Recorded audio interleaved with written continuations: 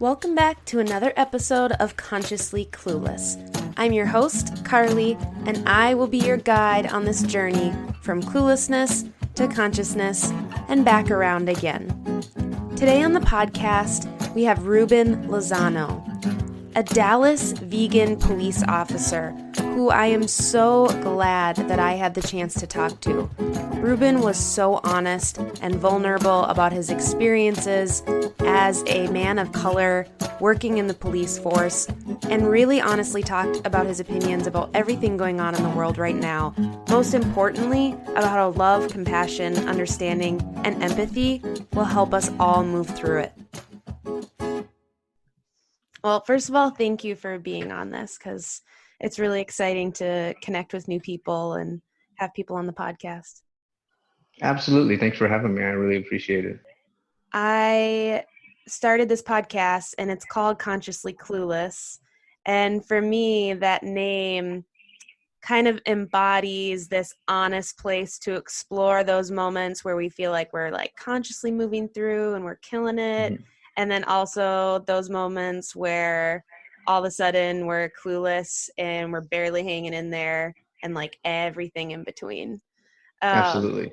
So I just want to check in with you and see, where do you feel like you're on that spectrum right now? I'm feeling okay. But I think in some ways I embody, how you feel, where we think that everything is all copacetic and we're doing Mm-hmm. well, and then eventually we just hit a brick wall. And I think that that's the beauty of human beings, is we have the ability to hit a brick wall and get up, Mm. and we thirst for more knowledge, and we're able to seek it and learn more and open our eyes to what the world has to offer us and what people have to offer us. Yeah, that's beautiful. That ability to hit a brick wall and keep going. Sometimes we forget we have that ability. Exactly, and it's easy for us to just give up.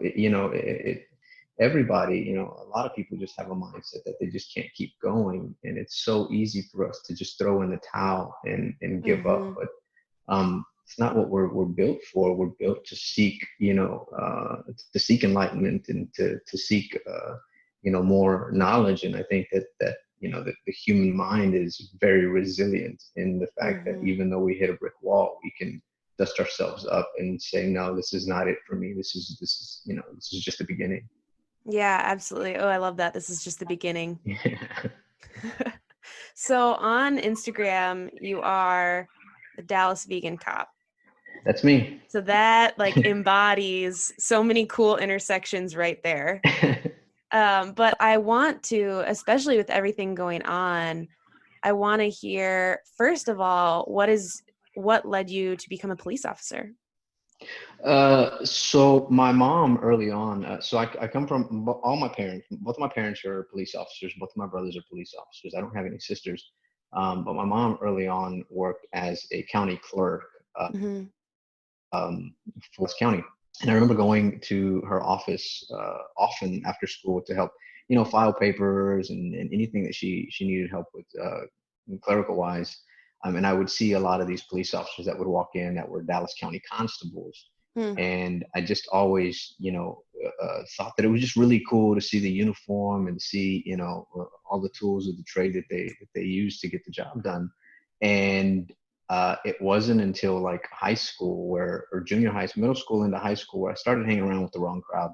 Mm-hmm. And I think I touched on this with Carlos, is I don't come from a broken home. Both of my parents are still, that they're married, come from a loving family, amazing people, and they raised me with, compassion and morals, and they did the best that they could do. But at the end of the day, we all make our own decisions. And I Yeah. started to hang out with the wrong crowd and just do bad things. Mm-hmm. And it came to a head when, the school resource officer, who was a Dallas police officer at the time, who knew my mother, and he caught me and some of the people that I was hanging around with doing some of these bad things. And he pulled me to the side, and in so many words, just basically said, "Hey, I know your mom, and I need you to just, focus, and you're better than this. You have a bright future ahead of you, and I see potential."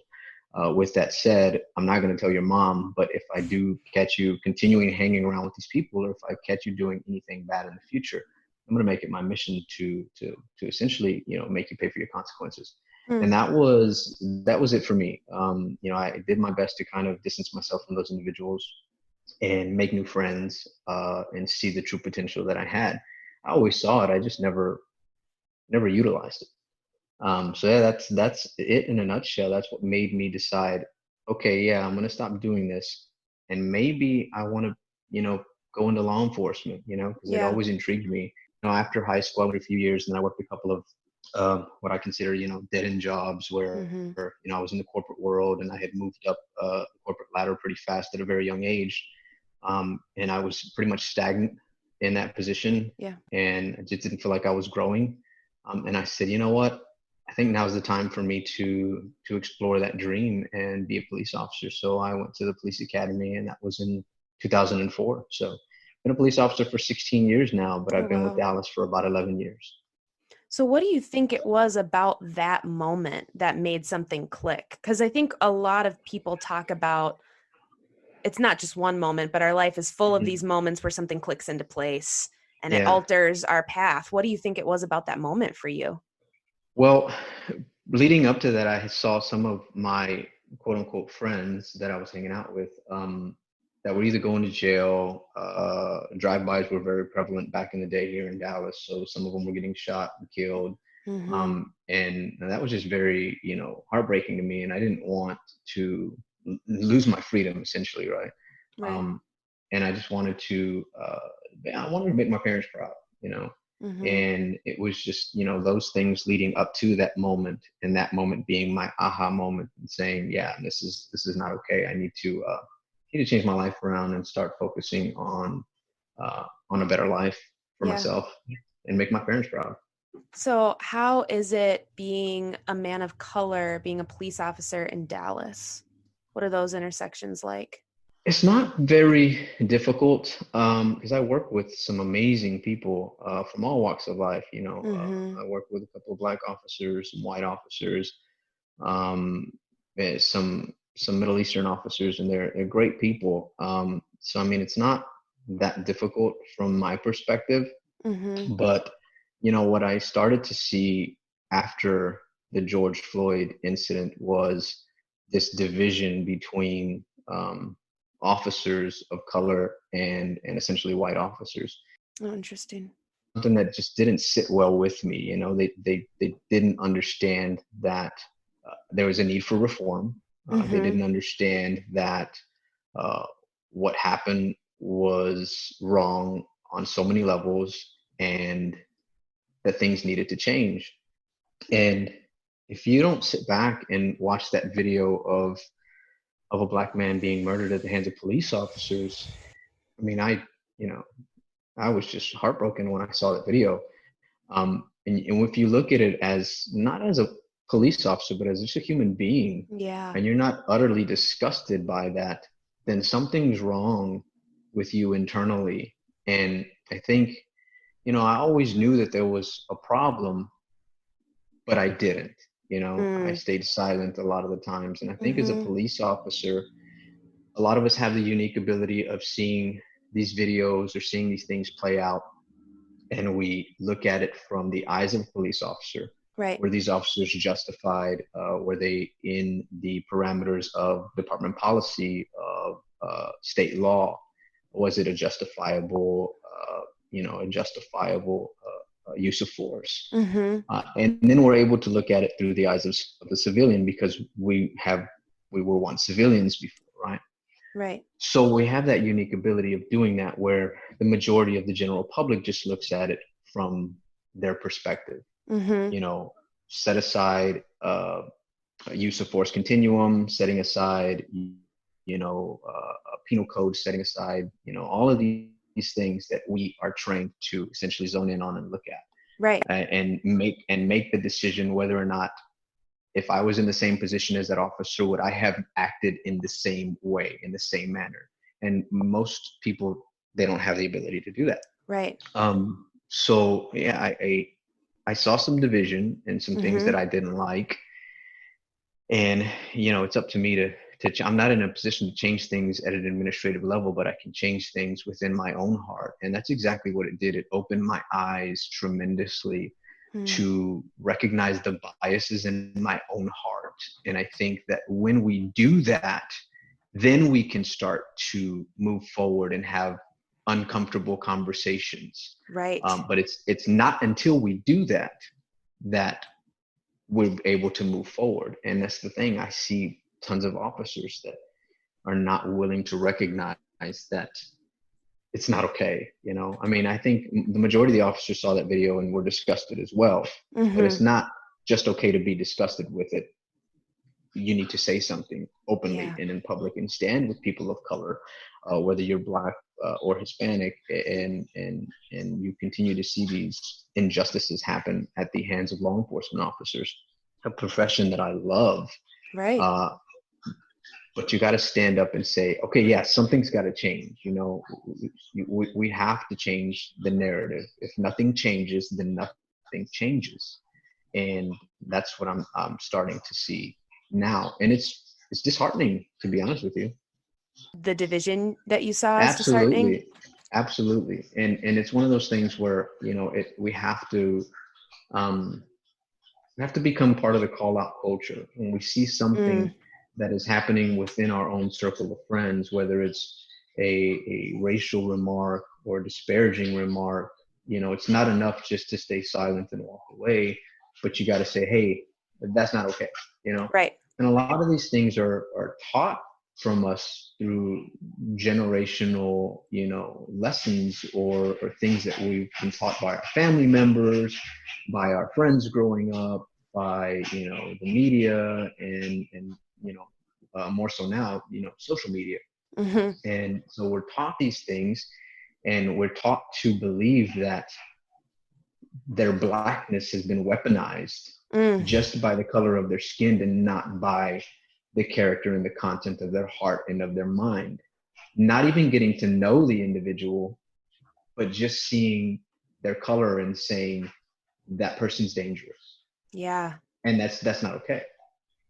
Yeah. And I think that coming from somebody who's had to and is willing to and is jumping into, again, really examining my white privilege, I think what's really hard for people is to not say, well, I'm not a bad person.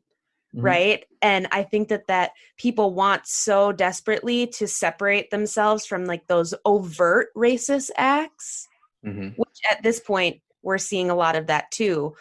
But what you're kind of getting at is that call out culture of like, what are the everyday things that just perpetuate all these things? And what are the biases I have? It's not that I'm a bad person. It's that I was brought up in a broken, bad system. And realizing that has been really important too. And like, whether it's educational or whether it's police officers, like whatever the system is, it's not that that's bad, inherently bad people. It's that when you're brought up in a system that has those issues, what else are you going to know? Absolutely. And we as law enforcement officers, now I'll admit, I've worked with some very, sketchy individuals that I'll distance myself from, or either, call them out whenever I see them, treating somebody badly or speaking badly to somebody. But it's one of those things where, we've got tons of officers that are fresh out of college, and they're fresh out of college, and that's good because they're educated, right? Right. But they haven't been exposed to tons of different cultures and backgrounds, whether it's the way they were brought up or the little town that they, that we recruited them from. So they're growing up with strictly, white people and very limited Black people, very limited Hispanic people. And then what we do is we train them in our police academy. And it's when I went through, it was like a 32-week academy. So we're at it about 8 months. I know it's gotten longer since then. Okay. Because of things like this, right? Then they start to add more classes and more bias training and more use of force and more, you name it. They're starting to add hours and hours of training. So what you're seeing them fresh out of college with almost little to no life experience. Yeah. In dealing with people of different cultures, and then you put them in the academy. They're still young. And then you have instructors that'll come and say, if you really want to learn police work, you need to patrol the southern sectors of Dallas, which is South Central, Southwest, where I work, and Southeast patrol, because there's a lot of drugs, there's a lot of robberies, there's a lot of sexual assaults, there's you name it. Mm-hmm. But why is that? You know what I mean? Like, Right. why is there so much crime in the South versus the North? Not to say that the North doesn't have crime. They have lots of crime, but we're taught if you want to learn, you have to go down here. And Mm. down South is where you have your Black people, your Hispanic people, low income, middle to low income. And so you have these young officers that most of them are predominantly white, and you're putting them in these neighborhoods and they don't know the community. And when you're putting them out there and you're throwing them out there with a trainer, and then once they go through like a 7 week, I want to say it's about 7 weeks or a little bit longer of field training, Okay. then they're released essentially on their own or with another Wow. partner. And when they're with a partner, that partner probably has maybe 6 to 7 months on more than they do. Okay. So they're patrolling these neighborhoods and they're not familiar with the community, you know. And I think, you know, we need to start seeing more recruiting based here in Dallas. Recruit people from Dallas that Oh, know the community, interesting. that want to go out there and make a difference, versus recruiting from a small town somewhere up in the Northeast or in the Northwest or the central, you know, the central part of the U.S. And then we're bringing them down here and essentially just throwing them out there. And then you start to see younger officers getting themselves in trouble, and it's not okay. When you're describing that situation, if you've been brought up in, a small town and all you've known is the privilege of your whiteness, and then you're being told if you want to learn policing, go to these areas, you're Yeah. kind of being taught that that crime is equated with those people. And like, Absolutely. instead of what you said, instead of asking why. hmm One of my coworkers, it was interesting because I work in a unit called the NPO office. NPO is basically neighborhood police officers. Okay. So we're tasked with going out, speaking at town hall forums, community crime watch meetings. We speak to a lot of individuals in the neighborhood, community leaders, to address quality of life issues. So we work with the Department of Homeless Solutions, and we work with code compliance, and we work with, a plethora of other agencies that will go out and try to help, clean up the neighborhood and address some of the issues that we don't want to overwhelm patrol officers with. If we can Mm-hmm. handle it from our level, then, we'll go out and handle it. And, I remember and we have, maybe three, people of color in my unit, three Black officers, a couple of Hispanic officers. But I remember, like, a coworker of mine, after all of this was happening, he said, "Man, this is crazy. He's a white officer. This is Mm-hmm. crazy. My wife can't even walk out of the apartment, and she's scared because of the color of her skin. She's a white person, right? Because Mm-hmm. of the looting or the rioting or the Mm-hmm. protesters." Mm-hmm. And I remember stopping in my tracks and thinking, "Hello, this is what people of color feel on a day-to-day basis. Right. Afraid to go out of their own apartment or home because of the color of their skin." Mm.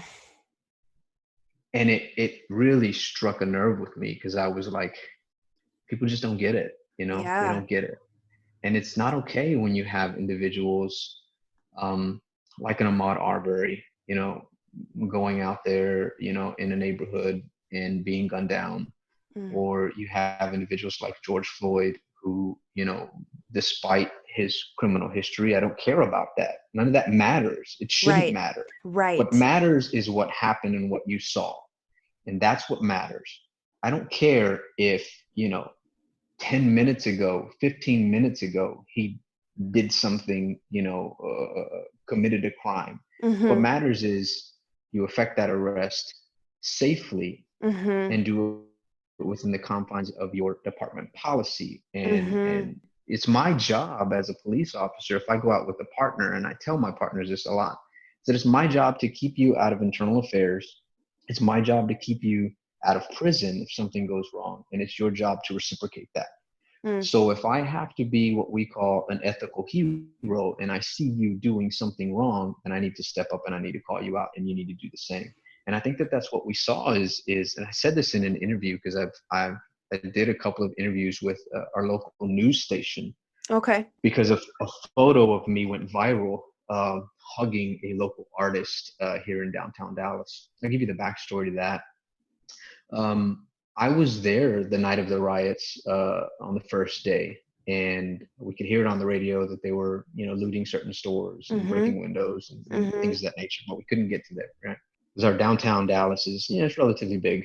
We were on one side of the city. We could hear it in downtown. And so a couple days passed, and I started to see these murals that were popping up in the arts. Essentially, it's like an arts district of Dallas, Okay. and they're portraits of individuals that have been killed at the hands of police officers. And the message attached to it was spread love, not hate. Mm-hmm. And I thought these murals were just so beautiful and so Mm. powerful, Yeah. right? Despite the pain behind them, I said, I saw them on social media. I want to go take a picture, right? Yeah. So I go with my partner. We find the murals. I take a picture. We're driving down another street that's just adjacent to that street where the murals were at, and I see an artist painting a picture of Sandra Bland. Mm. And I pull over and I'm like, oh man, he's actually painting the picture. And at the time I didn't know it was the same artist who painted the 4 murals that I had just taken pictures of. Oh, okay. So I go up to him and I said, hey man, I said, I saw your murals over there. Like, when I saw his Instagram handle. And I said, I saw your murals over there and it's very powerful. Do you mind if I take a picture of you in front of your artwork? A power pose, right? Mm. Arms crossed, kneel, whatever you want to do. Because Yeah. I'm trying to get into photography, food photography, so to speak. Mm-hmm. So I'm trying to utilize my camera a lot more. So I decided to take a picture of him. And then I said, can I take a picture with you in front of your artwork? He said, yeah. Mm-hmm. So we did. And then something in that moment just asked me, or it's not something, it's God. God told me, you pray for this man. Ask him if you can pray for him. And I asked him, and he obliged. And I put my hand on his shoulder. And he's much taller than me. And put my hand on his shoulder, and I prayed for him. And I remember being very, very emotional in that moment. I'm already an emotional person. I remember crying, and I remember praying for love and understanding and compassion, and apologizing to him for the things that are going on in the world today, specifically surrounding people of color and them being killed at the hands of police officers. And little did I know that people were going to be stopping in the middle of the road, taking pictures, videotaping it. People were stopping in their tracks, walking on the sidewalk, and somehow it reached the media outlet. They wanted to interview me. Okay. So they interviewed me, and part of what I said was, one, I just wanted to show him appreciation and love for his artwork. I think everybody has a story to tell, and it's unfortunate that this has to happen to wake people up. Right. And I think, what we saw was 3 officers that stood by and did nothing. And evil flourishes when good men stand by and do nothing. And that's exactly what we saw in this situation. Is we saw 3 officers stand by and not intervene when they saw an injustice occur. In this situation, evil still flourishes when we say nothing. So it's not just enough for me just to post a black square on my social media. Right. Yeah. It's not just enough for that. It means more, and it speaks volumes when I break the silence in my own heart and in my own mind and with my own peers, and call people out for racial remarks, for, I mean, you name it, so it for me, it was a wake-up call for me to finally say something. And I'm sure I lost some friends because I posted the picture to my social media account on Facebook after it was already shared by tons of people, and after the news already interviewed me. I said, you know what? Now I want to share my story. I want to put it out there as to for my followers, because I have tons of friends that I worked with in the corporate world, tons of friends that I went to school with, that I know sit back and they're probably thinking to themselves, I wonder what Ruben feels about this. I wonder what he's thinking about this.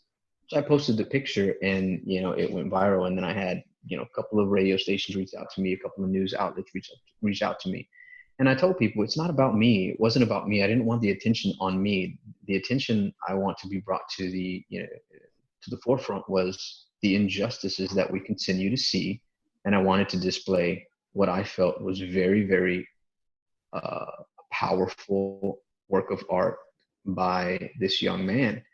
And and at the end of the day, that's all it was about. It was about displaying his artwork and the message that was attached to it, and it spread love, not hate. Yeah. You kind of started to touch on this. Have you caused any rifts or had any hard discussions within your department because of you starting to speak out about this?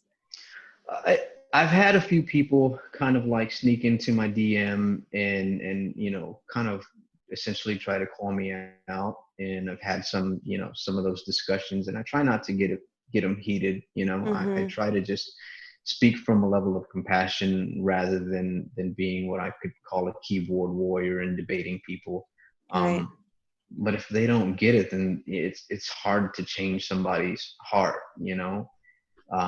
And then of course I had a couple of negative comments from some people who didn't agree with the Sandra Bland photo, because Oh, on wow. the Sandra Bland photo, he basically wrote next to Sandra Bland that she was killed at the hands of a white police officer.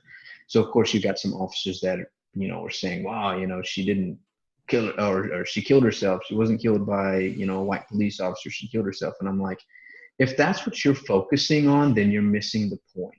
You Mm, know, if you're focusing on these words and not the image of me praying with a person of color, then you're missing the point. right. And clearly you still lack compassion, because despite the picture, even if I blacked out the picture in the background and you saw me hugging a black man while I'm in uniform, you still would have had an issue with it. And to me, that's Exactly. not okay. I think a Right? lot of people are operating out of fear right now, fear of Mm-hmm. unknown, fear of not knowing, or fear of losing power, even if Mm-hmm. that's not conscious. But when you've had privilege and this feels like a fear of losing some sort of power, even if you're not conscious of that, I think that's a lot of what's happening. Absolutely. And, I had a really good conversation with somebody in my chain of command who saw the picture, and because he got scrutinized as well for kneeling with some protesters. And he's in a leadership position of one of our police unions here in Dallas. And, he kneeled with them and prayed. And I think what we're seeing is a lot of officers that are just upset when they see officers kneeling, because they feel like they're kneeling out of submission. And they're still missing the point. We're not kneeling because we're submitting to you. We're kneeling in solidarity and recognizing that there's a problem, and Right. saying that, hey, you know what? If it takes me kneeling to show you that I'm with you, then I'm all for it. If it takes me hugging a man, an artist, a black man while I'm in uniform, I didn't know that that was going to happen that day. It wasn't my intention to go out there and do that. Mm-hmm. And, but I felt that I needed to. I felt, I'm a Christian man, so I felt, God tugged on my heartstrings and Mm-hmm. wanted me to pray for him. And so often, I think that, the Holy Spirit of God speaks to people in different ways, but so often we don't listen, and we miss an opportunity to build a bond, to build community, to show compassion and love out of fear. Yeah. And we're afraid of what is to come after this. What are the repercussions? What are my quote unquote friends going to think? What is my chain of command going to think? What is my family going to think? You know, I mean, let's just call it like it is. You know what I mean? Like, well, what are they going to think if they see this? But the support has been completely overwhelming, from people reaching out to me that I went to middle school with or Oh, elementary wow. school, that they obviously we've lost touch, and they're Right. sending me messages. Hey, thank you. This is what we need right now. This is exactly what we need to see. Mm-hmm. Officers stepping up to the plate, not in submission but in solidarity, and Mm-hmm. speaking out that there is a problem. Right. And I think that that's something else that people are having a hard time with, like I was mentioning before, is there's the analogy to the bad apple, like a few bad Mhm. apples thing that I appreciated some people saying, well, it's not a bad apple situation, it's like a bad orchard. So it's like that Yeah. systematic problem that you described. Like, here's this young person that came straight out of the academy and has never had any cultural experience and gets thrown in this Hmm. neighborhood. So that's a systematic issue. And I think people have a problem with rethinking a whole system that we've known our whole life could be corrupt or could have issues or could need to be reformed, or money could be put somewhere else. Like those questions, I think, just cause fear. Absolutely. And it's one of those things where the law enforcement community is a small portion of a huge system, Right. right? A huge system. So yes, I fully support people going out there and protesting, and vocalizing their frustration and their anger and their pain, but don't stop there. You know, Right. we don't want to see, next month come and go, and then we don't see protesters anymore. But then again, they don't show up to the voting polls. If we're Yes. going to spark change and effectively change things, you have to continue the fight at a legislative level, at a presidential level. You have to start at a judicial level. You have to start voting for those people that are creating laws that you feel are oppressing you, and put somebody in there that you feel you can trust, that is going to feel you, hear you, and listen to your frustration and listen to your concerns and effectively make those changes. Don't just stop at protesting, because I don't want to see people just stop there. If they want true reform, it's got to happen at the voting polls. Right. And I think that it's easy, especially if you have privilege, to post the black square and to say, okay, Black Lives Matter, I stand with this. And then, my privilege allows me to step out of that space. I don't really have to think about that. That's what privilege is, right? I can kind of put it on my to-do list. But especially for people that have the means to keep pushing and keep being a part of it and affect change and vote and call and sign petitions, like you're saying, like that's, I think, the thing that we need to keep talking about is we're not done. Yeah. And I'm a Hispanic police officer, right? But when I get in my vehicle, which is a nice vehicle, and I drive around the city from my apartment complex, either to the gym, to the park, to the grocery store, to the gas station, you name it, more often than not, I have a cutoff sleeve shirt on. I've got tattoos, as you can see, right? They're all over. But I'm not, I've experienced officers pulling me over for no other reason than the fact that I'm Hispanic with tattoos.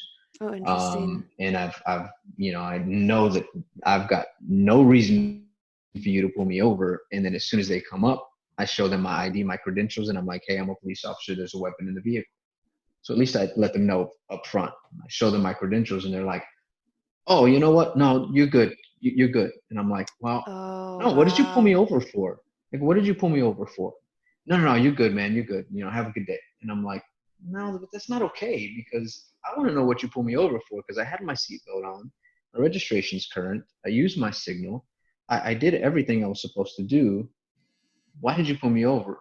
But I'm not going to pretend that I know what it's like to live in the shoes or in the skin of a person of color that is Black, because they go through that, majority of the time. Right. A lot of time they experience, officers either racial profiling, stopping them, for walking in the middle of a street in an affluential neighborhood, riding their bike, things of that nature. I've gotten calls, me and my partner, I've gotten a call from somebody who said, well, there's a Black male suspect who's riding his bike through the neighborhood. And I'm like, and this was way before George Floyd. This was like maybe last year sometime, right? Okay. And we take the call, we go and we see him, and I'm like, I'm not stopping that guy because somebody feels that he's gonna commit a crime. And he's literally just riding his bike.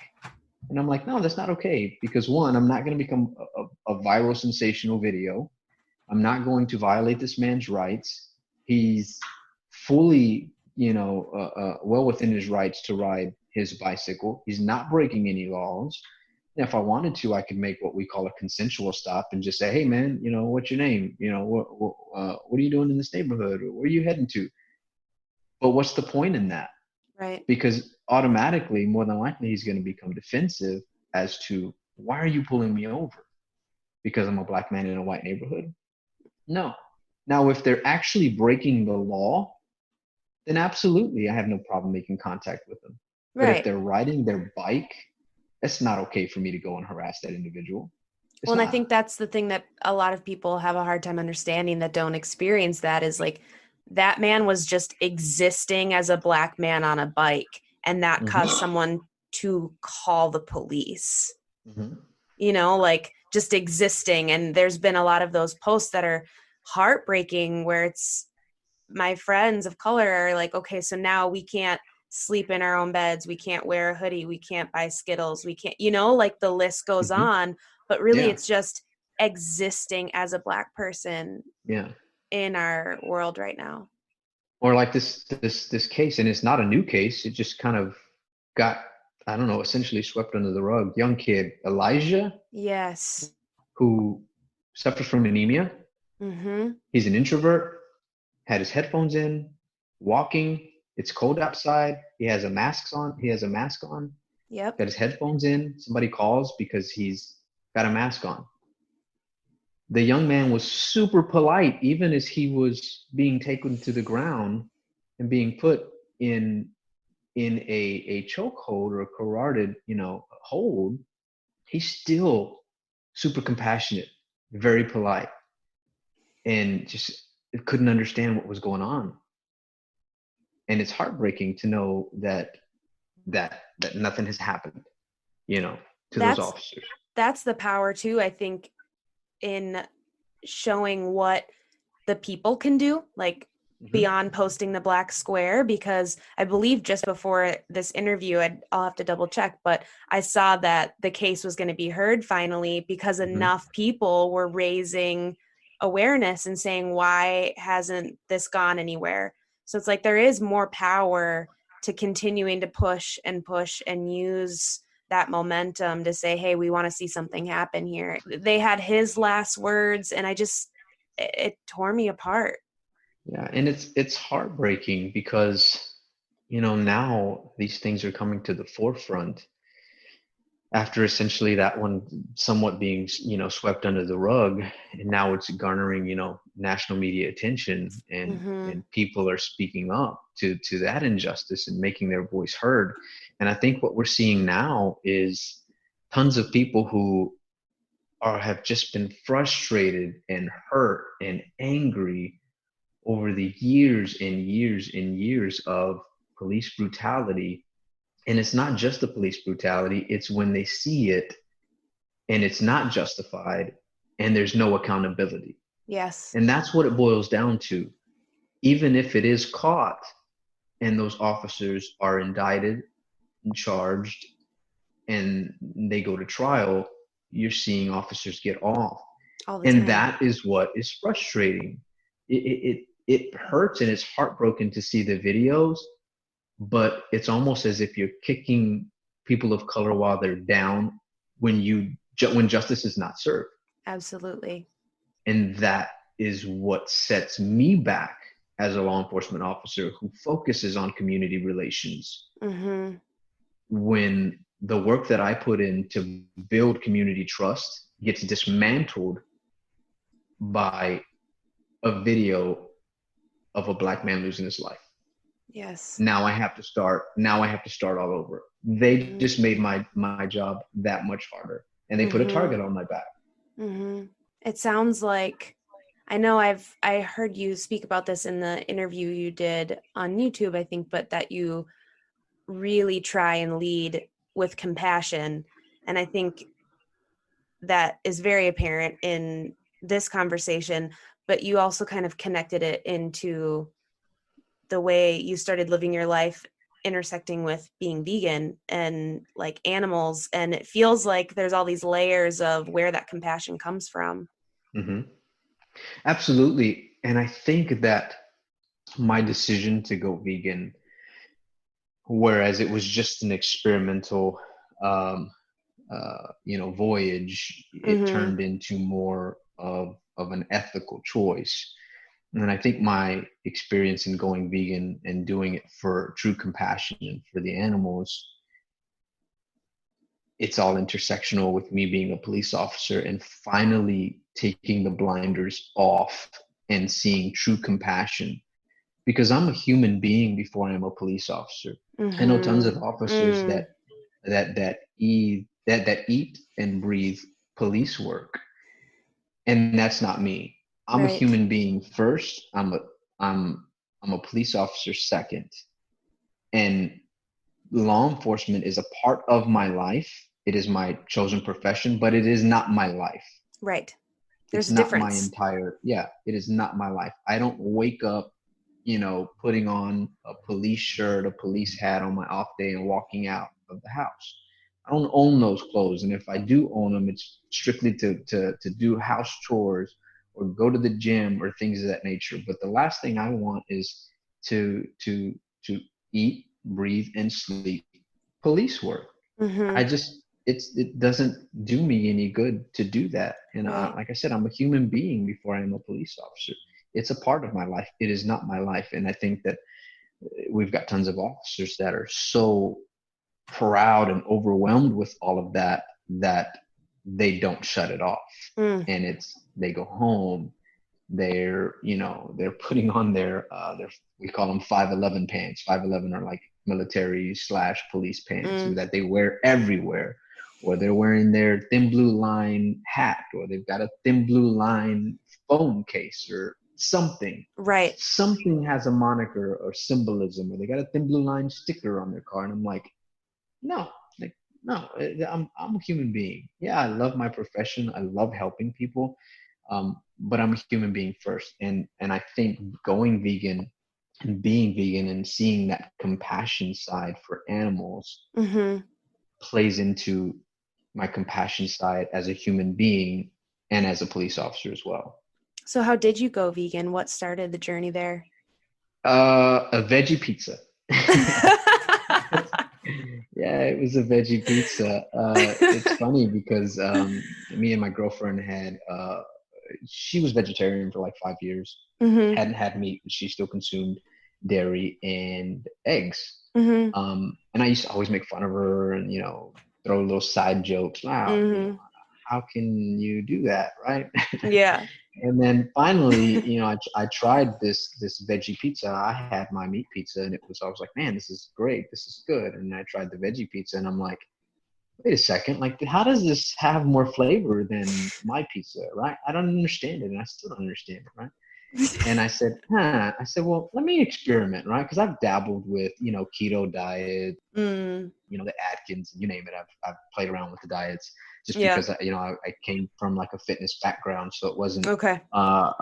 uncommon for me to just dabble with what I felt was fueling my body or what's going to build more muscle and burn more fat, you name it.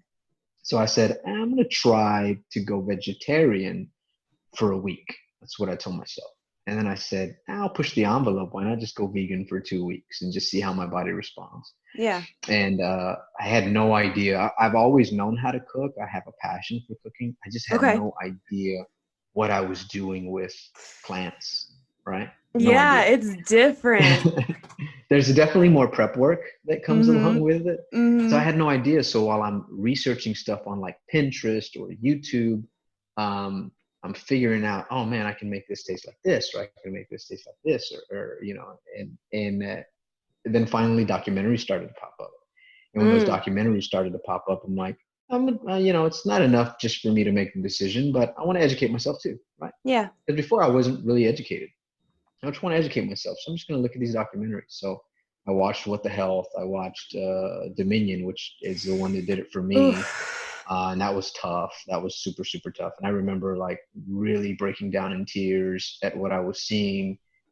And then I said, this is not right. Like, this is not okay. I can't consciously contribute to uh, um, an industry that is harming these sentient beings that have a purpose and that want to live, and that purpose is not to feed us. Yeah, and so So that's for those listening, What the Health really focuses on the health stuff. mm-hmm, And then Dominion is a brutal look into animal agriculture mm-hmm. and animal abuse. Yeah. So I do promote those documentaries, Mm-hmm. but I tell people like, well, I don't want to see that. Well, okay, I understand you don't want to see it, but you kind of need to, you Yeah. know. because it's easy for us to just go in a grocery store and we see, you know, a piece of steak and for us to buy it. But if that stuff was plastered on the glass or above the display, you know, on a computer screen, well, this is how you got your meat, then more Different. people would kind of question themselves. Yeah, they would question themselves. I saw a video, and it was a funny video, a kind of comedic video on Facebook where this guy is in a store and he's giving out samples of pork to people, Mm-hmm. and he's like, would you, you know, he's giving them samples of pork and they're enjoying it. And he's like, oh, do you want some pork? And they're like, yeah, absolutely. So he starts grinding this meat, and then the meat stops coming out. He's like, oh, wait, I ran out of meat. Oh no. Let me.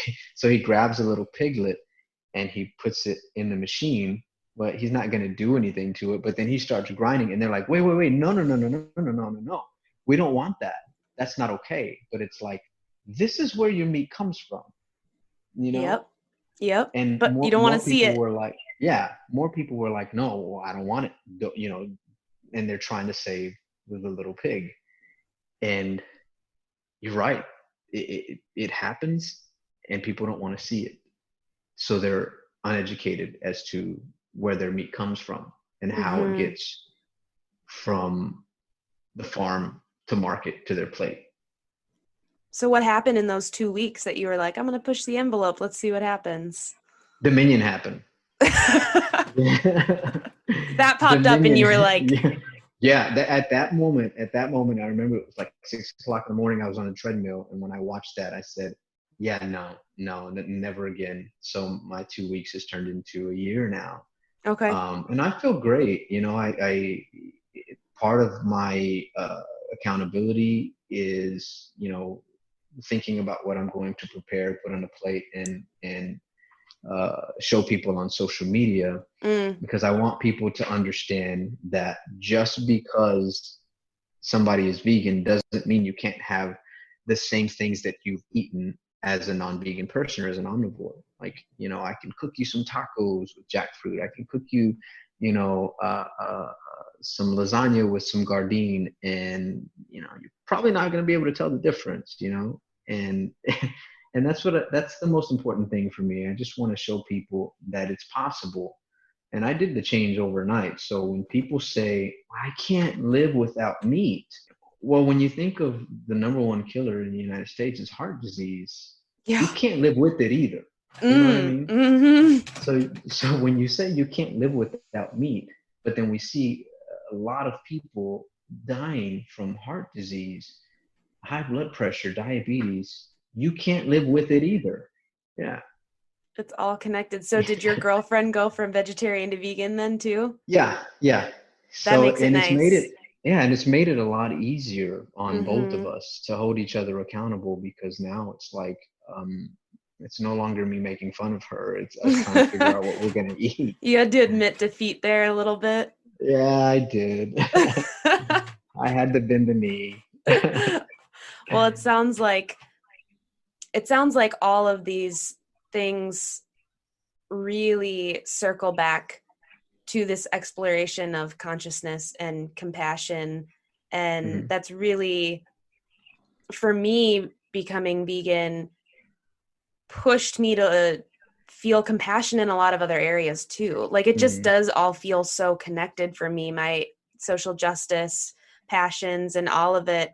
Just the idea of being kinder, I think, mhm, feels for me so connected. And the confusion, like you said, uneducated. And when you were talking about that in my head, I was like, oh, it's exactly the conversation we were having about the system of policing. Like it's just an yeah. uneducation of how it got to this place. Mhm. And it's just so interesting, our knee-jerk reaction when we learn that something we thought we knew our whole lives is wrong is to be like, nope, I don't accept it. Yeah, yeah, But it exactly. And just takes patience. we're quick to dismiss something that we don't understand. Mm, We're quick to dismiss things because we fear change. absolutely. Sometimes change is good, you Mm-hmm. know? And, you know, we live in a society where, you know, we have to have these uncomfortable conversations and learn from each other. I don't like the phrase, I don't see color. Oof. You need to see color. You need to see that individual for how they were created. They're Mm. created differently, but that doesn't mean that they deserve unequal treatment. Mm-hmm. And I equate it to like a mosaic artwork. Mm. Okay. You think of mosaic artwork and it's just, shattered to pieces, tile, stained glass, you name it. And you put it together, different colors, Right. and it's very contrasting, and it makes it very beautiful.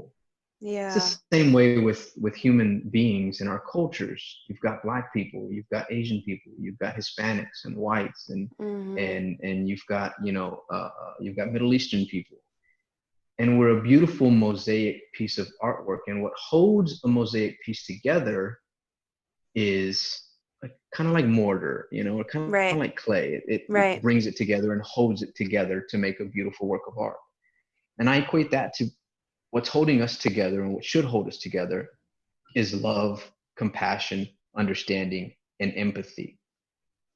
But when we don't have that mosaic piece falls apart. And that's what we have now. Mm. We have multicultures, a lot of people from different cultures, and we're not understanding each other. We're not understanding their pain. We're not showing compassion. We're not showing love. And we wonder why it's broken. Yeah. Yeah. Oh, that's a really powerful image.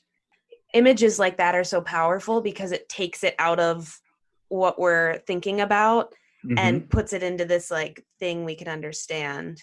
Yeah, because all these colors together make something beautiful.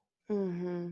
Individually, they're beautiful as well, but all these colors together in a mosaic piece of artwork or a stained glass window, all these different colors play off of each other and make something palatable to the eye and very beautiful.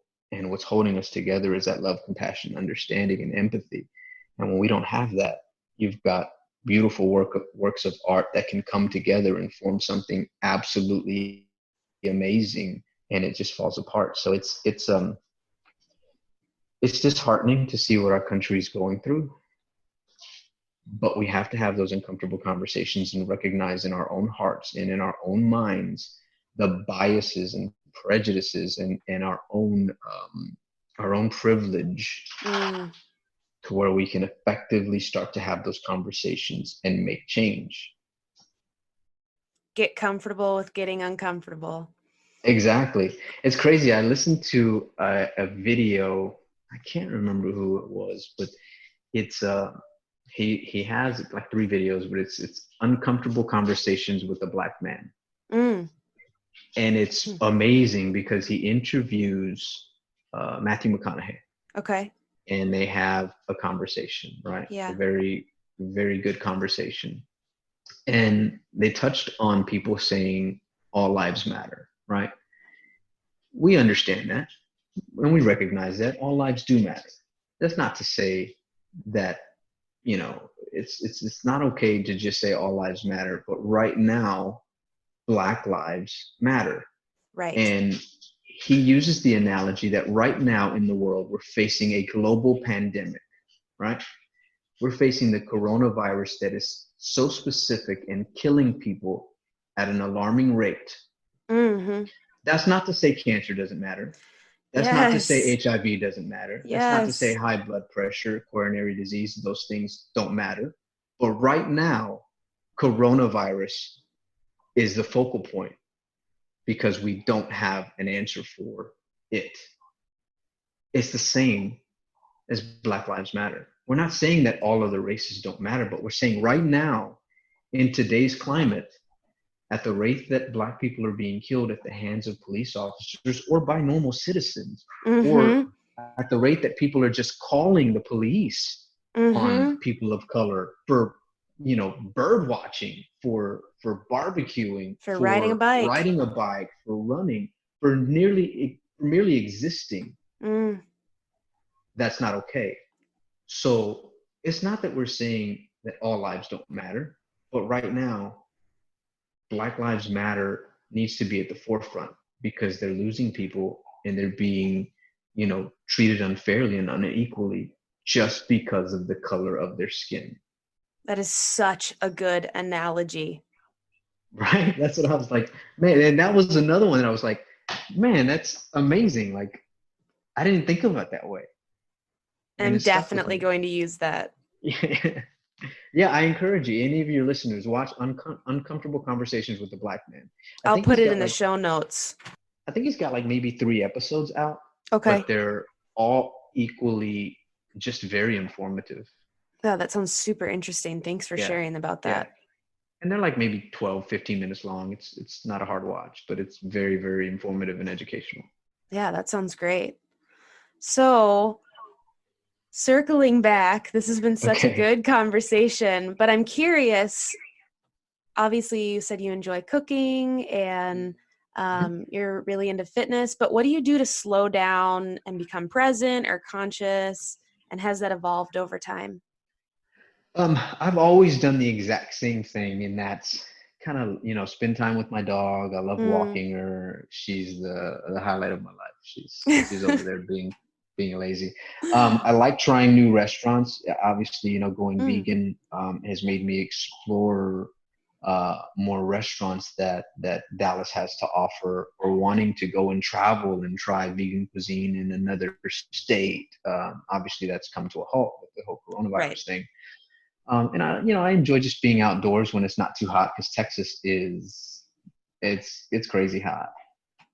But yeah, so I do my best to just kind of slow down, decompress, and not think about, the things that are going on at work, and shutting it off, because that's the hardest part that a lot of officers have. It's Yeah. very easy for us to, one, become cynical. We go into a restaurant, and 9 times out of 10 we have to know where all the exits are. Mm.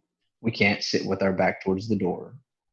We're looking at everybody's waistband. We're looking at everybody's ankles and pockets to see if they have a knife or a gun or things of that nature. So our level of anxiety and, our it's very heightened, right? Yeah. Our situational awareness is very heightened. Um, Not to say that I don't do those things. I do still do those things, but I try to just kind of tone it down a little bit, and not be overly, how do I put it? Overly paranoid, you Yeah. know? And it sounds like you're just bringing consciousness to it too. So it's like you don't have Yeah. to not do those things, but you're conscious of the fact, oh, I'm doing that. Maybe that's not necessarily Yeah. necessary right now, but at least you're thinking about it. That's half the battle, right? Is Hmm. bringing awareness to this thing we're trying to work on. So you could Absolutely. choose to just continue, or you can be like, okay, I'm doing that thing. I need to just enjoy Yeah. this new vegan restaurant Yeah, and exactly. slow down. So that makes a lot of sense. Yeah, it's very important for us in the law enforcement world to kind of turn that off and enjoy our family, our Mm, friends, our loved ones, and not get lost in this ability to be lost in hypervigilance. yeah, absolutely. So is there anything that people should know about you that I haven't asked yet? No, I used to be in a boy band a long time ago. Oh, that is unexpected. Yeah, no, yeah, it's a little part of my history. I was in high school, and my cousin and my brother and a couple of high school friends were in choir, and they were all really good singers. And I was the youngest, but we started a boy band, and we would like perform at like weddings and sweet This is 16s and amazing. quinceañeras and you name it. And then eventually we got signed with like a very, very small record label and started to do like concerts in and around Dallas. And then we linked up with Selena's father. You know Selena? Mm-hmm. Yeah, Selena's father, Abraham Quintanilla. We linked up with him, and he signed us to their record label, EMI Latin.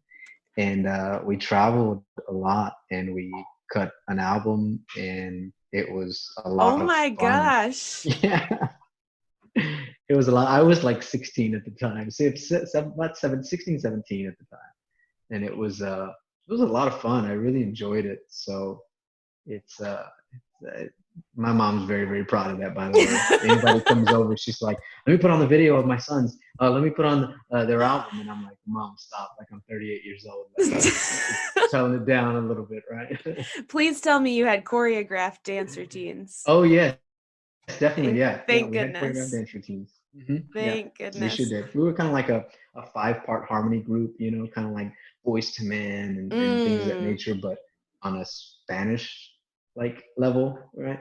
Which is odd because I don't even speak Spanish. So any desire to reprise the boy band days anytime soon? You know what? Some of them are kind of a little unhealthy on the hefty side, so I don't think that's ever gonna happen. I think me, with the exception of me and like one other guy out of 5, we're the only ones who are holding strong at maintaining a healthy weight. That could have some choreography and still keep up. Definitely, yeah. Oh my gosh. I don't know what I had no idea what I was expecting you to say, but the fact that you were in a boy band is not it, but I'm so glad that came up. Yeah, it's definitely the highlight, one of the highlights of my life. That's amazing. Yeah. That is amazing. Where can people connect with you? So they can find me on Instagram at the Dallas Vegan Cop. And pretty much what you're going to see there is just me displaying meals. On a weekly basis, I try to engage with the vegan community and my followers by just putting out content, and they can, I'm pretty much an open book. People will reach out to me in my DMs and ask me questions about recipes, or they'll ask me, hey, can you try to cook this so I can see how it looks like? Oh, or, fun. Give me the recipe. And I'm like, yeah, so I'm open to suggestions. So yeah, the Dallas Vegan Cop on Instagram. Awesome. That's amazing. Well, thank you again so much for doing this. This was really great. Thank you for having me. Yeah, I really appreciate it. And I hope, I just hope that we can be better as people, and just sit down and, like you said, have those uncomfortable conversations, get comfortable with being uncomfortable, and start that dialogue, because only then, when we change our own hearts, can we sit down and recognize the things that are going on with people of color, and start to understand and empathize and learn from their experiences.